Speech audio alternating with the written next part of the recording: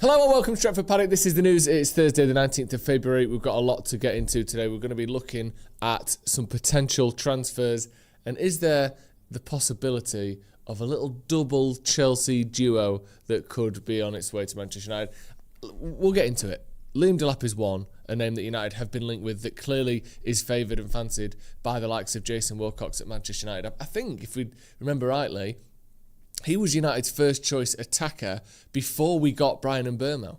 I think if we had have got Liam Delap, we probably wouldn't have got Bryan Mbeumo this summer, or at least that's how it was painted as the season and the transfer window came across. And I think no one would swap Bryan Mbeumo for Liam Delap, but he's clearly someone that is of interest to Manchester United. The other one is Cole Palmer, and again, there's been a long-standing kind of, what would you say, sort of a flittering of the eyelids back and forth between United and Cole Palmer, and we'll get into that. There's been a bit of an update on that.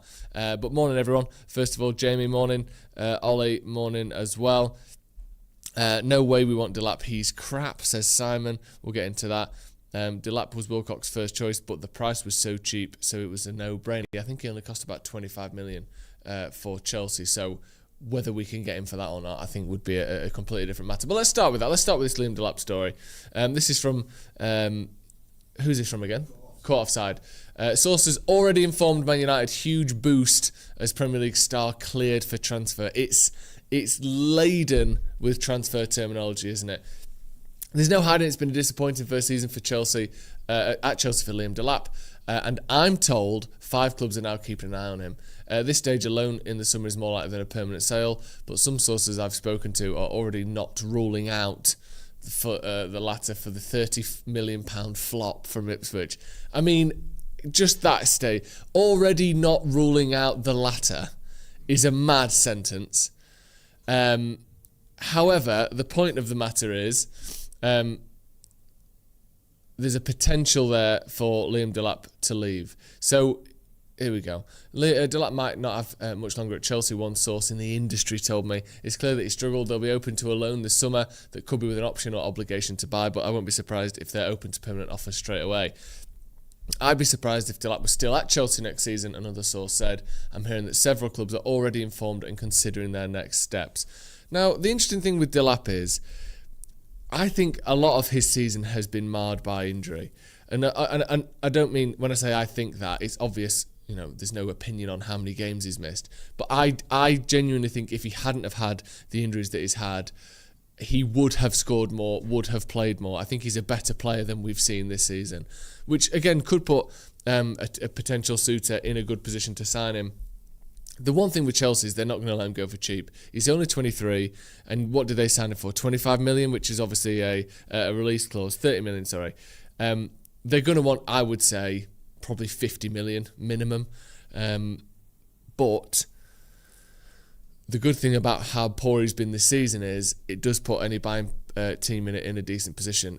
Again, whether United would want to revisit this now, we have signed Mbeumo and Sesko. That's an interesting point. I want your thoughts in the comments whether we should. But I do think, and I've said this for a while, Manchester United desperately need another striker in in the summer for next season. Because it's all well and good at the moment when, we've got Sesko, we've got one game a week, Sesko's coming off the bench half the time. If anything, we've got too many strikers, right? Well, we're playing the least or fewest games that United have played in nearly 100 years this season. I'm going to go out on a limb and say we will have European football of some description next year, which is a minimum extra 8 games. Most likely, even if we're in the Champions League, it's going to be another couple for the next round, whether that's the qualifiers or whether it's the round of 16. So you're looking at 10 games there. Assuming we don't go out in the first round of the Carabao and the FA Cup again, you're looking at least another 4 games there. So already you've gone from 40 this season to probably in the region of the mid-50s, even if we don't go very far in the FA Cup, don't go very far in the League Cup, and don't go very far in Europe. All of a sudden you're more than 1 game a week. And at that point, we are desperate for more players. And isn't there another AFCON next year? Or am I getting that wrong?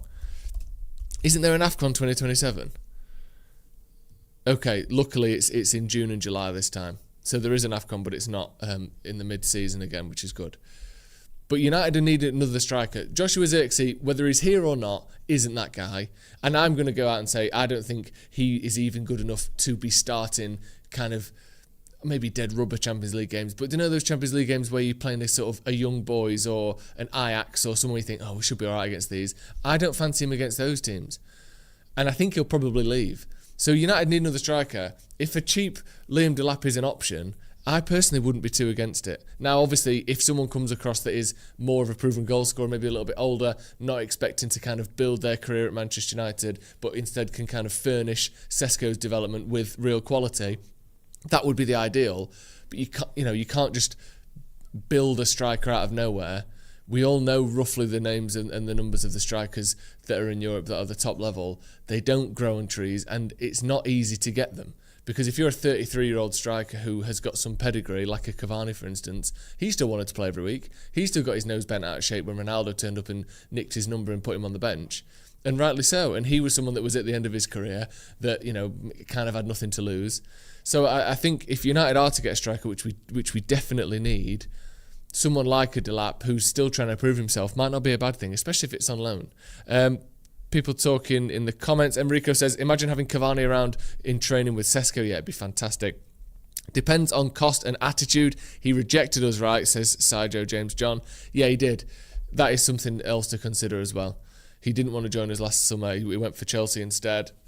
Should we go back there? I don't know. It does seem as though maybe United have some level of interest in him. But I wouldn't say that this one is likely by any means. I just think it's the sort of player that potentially could be a decent backup in certain games, and someone that is probably keen to prove himself. Now, here's my little... I don't know if I want to say this, because he is the most infuriating player in the world. I'm thinking, if you're going to get a sort of Chelsea reject, I'd prefer Nicholas Jackson to Delap. I think he's actually capable of scoring goals. I wouldn't want to sign him on a permanent, but if there is a loan option... They've all got 20 years left on their contract, so they can loan forever, can't they, Chelsea? I think Nicholas Jackson is a better player than Delap, is more versatile than Delap, stays fit more than Delap, generally, and scores more goals than Delap, but we'll see. Let's move on to another Chelsea player, Cole Palmer.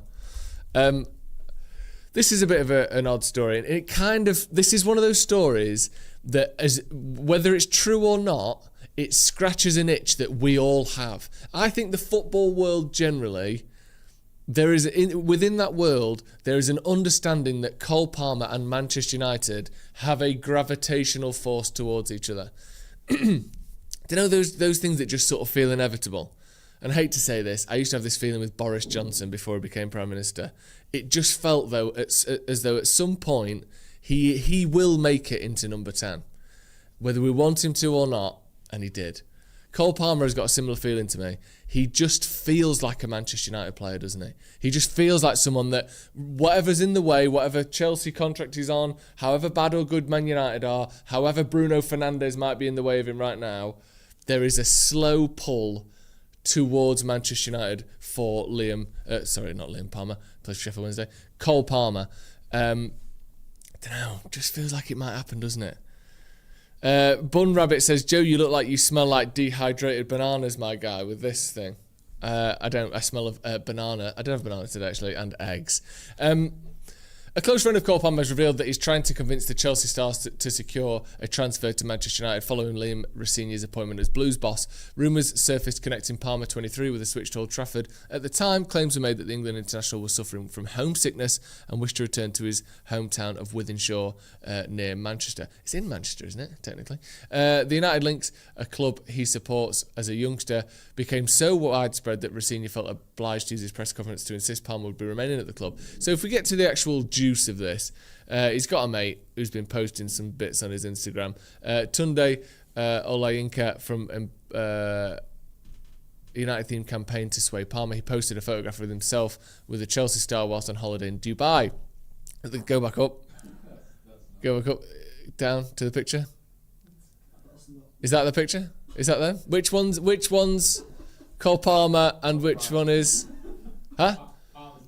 Palmer's on the right. You can tell from the trademark hairstyle. And on the left, presumably, scroll back up to his name again. Presumably that's Tunde. Is it? On the left? I mean, when you say he posted a photograph of himself with a Chelsea star and the next picture on your article is that, I just assume... So that's them two in Dubai, I guess. Living... I'll be honest... So he has got a Chelsea shirt on, yeah, and obviously I think Tunde's United shirt's gone pink in the wash there. Is that the away kit from, what is it, 2021? That little Paul Pogba piece. Yeah, so there they are, Liam Palmer. Looking a little older than he did. Sorry, Cole Palmer. Keep going down. Is there a real picture of them too? Is it there anyway? Keep going. No, keep going. They've not included it. Anyway, it basically says, ask Cole Palmer who his who he supports. There you go. Ask him who his favourite team is. Everyone knows that he's a United fan.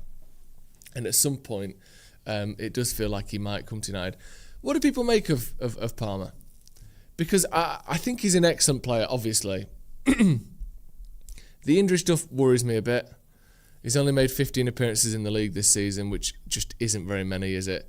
Only made 18 in all competitions, which again, just isn't very many. He's been injury prone a lot. He had that great season 2 years ago, 22 goals in the league, which is obviously phenomenal for a player of his position. However, his sort of non-penalty goals isn't very good over the last 12 months, is it? He's definitely had a bit of a slump, whether that's the homesickness that's reported, whether it is the injuries, changing of managers consistently, who knows what it is. He does seem to be back amongst the goals in the last few weeks, but again, a lot of those are penalties. Don't know. I think he's a great player. Could he take over from Bruno Fernandes when he eventually leaves Man United? I think he could, but I do think that he needs just a little bit extra consistency in his game where you think, right, every season he does this no matter what. And admittedly, he has scored 8 goals in those 15 games this season, so his goal-to-game ratio is astonishing. But a lot of them are penalties, a lot of them are set pieces, which still need scoring. But let's say he's not the penalty taker at Man United. Is he going to end the season with 4 goals? Maybe, and that worries me a little bit, but we'll see. Let's move on to our next story. Inter Juventus is often more than just a match. What is this? What am I reading here? Here we go. Man United won't be the only team at the San Siro. From DiMarco to Yildiz, the players who are hot on the transfer market. Here we go. Man United scouts won't be the only ones at San Siro. Why have we said that like that's just we know United are going to be there. Man United, of course United will be there. They've got a residency there. So this is a story about the other scouts that aren't just Man United scouts that will be at that game. Here we go. Man United scouts have been present for some time. They won't leave. They literally can't get them out of the stadium, unfortunately. We won't leave the San Siro. You've got Christopher Vivell in a tent in his seat at the San Siro, and he refuses to leave in a little sleeping bag. But several players under contract with Nerazzurri and Juventus are closely being monitored by numerous top clubs, from Federico Di Marco on one side to Kenan Yildiz on the other. This interest could lead between now and the end of the summer to offers the two clubs will have to evaluate. I'm going to go out and say it. There's not enough in this for me. Di Marco and Kalulu is another option, I believe. Is a young French centre-back, or is he one of those that's not young anymore? Yeah, he's 25, still pretty young. But he's one to keep an eye on. Again, this to me stinks of put United in there. As mentioned, the accreditation request submitted by Manchester United scouts for the match at the San Siro is well known. I'll be honest, my definition, who's written this? Calcio Mercato's definition of well known is slightly different from mine. I would say, the arrest of Andrew Mountbatten is well known. I wouldn't say Man United's accreditation request that's been submitted at the San Siro is well known. Anton Decker well known. Oh, we always talk about it. United put that bloody request for, accreditation in at the San Siro. Yeah, of course, yeah, we all know about that. But what else? That's not news. That's just a sort of the ground foundational knowledge of the UK. That's like the New Testament. We all know it. I'm not bothered. Right, move on to our next story. As news tycoon Jay Motti walks into the room, like a young Robert Maxwell. There he is. Look, come on. Everyone's been missing you in the comments. Have there? Yeah. Hi, babes. You all right? I'm good. How are you? Doing a good job. Yeah, I'm doing a great job. What's this? Jay is eligible. What for? What's that about? Oh, don't worry about that. Keep up the good work. Yeah, thank you. Buy some merch. Got a lovely piece of jumper on. Look at this fresh Barcelona battle. There's 60 words in a bucket. Man United San Siro accreditation considering, rumoured to be, believed to be, in advanced talks, preliminary talks, monitoring, being asked to be kept abreast of the situation. You cut them all up into little pieces, throw it in a bucket, stir your hand in and just pull 3 words out. Fresh Barcelona battle. What in the Spanish Civil War is going on here? Manchester United could be in line for not 1, but 2 Barcelona targets, according to reports in Germany.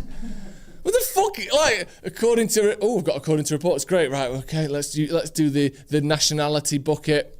Germany. That doesn't really align with the old Man United or Barcelona. Let's just use it anyway. Kenneth Eichhorn and Julian Ryerson are the 2. According to Bild, right! This might be the worst one ever, right? So we're reading an article in the Mirror talking about Barcelona, talking about Borussia Dortmund from Bild via Sports Witness via the Mirror now via me. This 7 degrees of separation from the original story, which is probably. Eichhorn is decent, isn't he? Probably teams like Man United might be interested in a player like that. At this point, this is so distant from the original source that it could be anything, couldn't it? What was originally said, it literally could be, as we were saying last night, Finkel is Einhorn from Ace Ventura, to now it's United want Eichhorn. Like, who even knows who said this? So many translations back and forth to German, to Spanish, to English, back to German, back to English. These players might not even exist. Has anyone ever even seen Eichhorn? Is he even real, or is he just an amalgam of Google Translates over a long period of time? Anyway, he only turned 16 in July. Great birth month, I will say that. Share that with him. But played himself into Hertha's first team before suffering an ankle injury, which has kept him out for the last 3 games. He's played 12 of this season's teams in the second Bundesliga matches this term, and Stefan Leitel's side sits 6th in the table. Now, if that is not the CV of a man that is destined to join Manchester United, I don't know what is. What, you've played just under half of the games for Germany's 27th best team? Get him in. We'll see. Report release clause of around £10 million. There we go. We'll keep an eye on him, of course, via me. What we got next? Let's just go to the Bournemouth one, because I want to end on that, and I like that story. Can we give the youth players a little bit? Okay, yeah, of course. We mentioned this last night, and we will have Finn in later today to go into this in more detail, but United have cruised into the FA Youth Cup last 8. It was a 4-1 win, I believe, over Oxford to get to the quarter-finals. Albert Mills powered Darren Fletcher's side in front with an early header. You see there, JJ Gabriel got a long-range strike in as well. I will say slightly poor goalkeeping, but it was a lovely clean strike from Gabriel, who just seems to score every week, doesn't he? Chido Obi on the score sheet as well, and Noah Ajayi as well, finishing off the scoring. It's good stuff. Darren Fletcher, obviously back managing the under-18s, which he had been before. He became the interim, short-term, emergency triage manager at Manchester United, and then he's gone back there and seemingly is having continued success, which is good.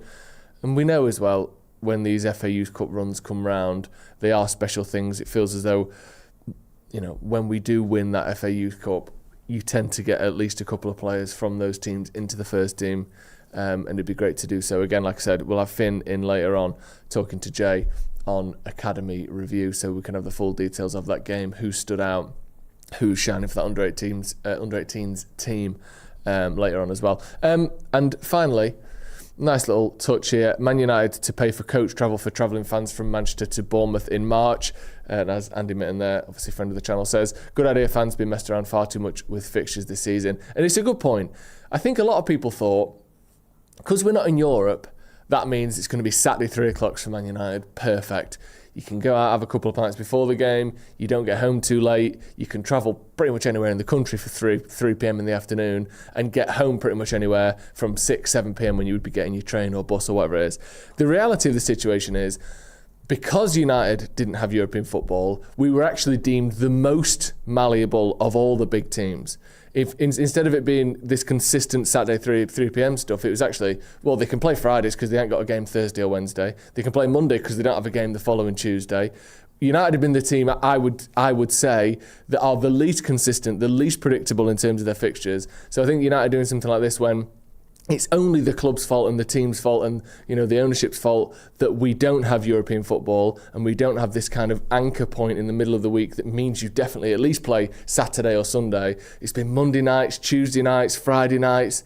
It's been ridiculous. So I think the idea of helping the fans out, especially to Bournemouth as well, which is, I'm guessing, the longest journey in the Premier League that United fans are going to have this season. It's certainly up there, isn't it, South Coast? So yeah, it's a good idea. And a little bit of a contrast as well to what seems to have been unrelenting cutbacks at United. Whenever there's a chance to either spend money or save money under Ineos, it's been very much a save money, austerity measures. So the idea of being a little bit generous, a little bit of a hand in your pocket, which again is massively kind of outdone by the fact that United fans have spent certainly thousands of pounds travelling, buying tickets, getting to these games this season in particular, I think is the least United can do. However, it is something. So it's a good thing that they've done that, and I'm glad that they have. And to obviously all the fans that benefit from that, that's a very good thing as well. Monday night as well, isn't it?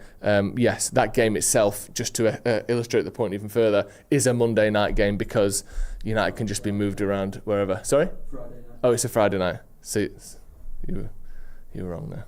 I mean, I just went along with it, so sorry, Akash, we're both wrong. Keep that Delap loser out my freaking club, says Ashen Dunce, which I like. Who needs late night live when you can get morning Joeisms? Thank you very much, Notch, as always. Yeah, there we go. I think that's a nice place to end it. A little bit of a positive story there. Of course, Man United, not my words, the words of the football sort of, collective, are in the title race now after Arsenal dropped bloody points to Wolves last night, and we're going to be getting into that on Off the Bar later on with me, Jay and Adam McCullough as well, so stay tuned to the channel. Like I said, there is a Academy review coming as well. Also, if you want to check out this jumper, which is my personal fave, the Paddock piece, or any of our other items of clothing, you can see loads of different stuff on there, different colours, different designs, loads of good stuff.